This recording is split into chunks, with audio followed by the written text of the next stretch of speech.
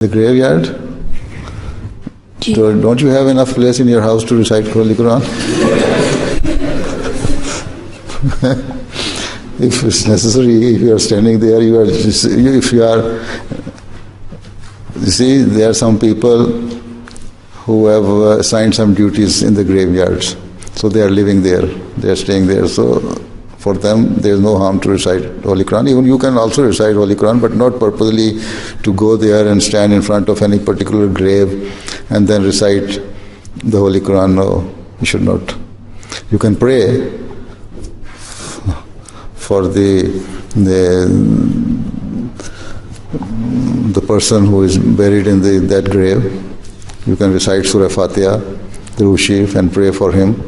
But not that purposely recite the Holy Quran and think that he is listening to what you are reciting. That is not advisable.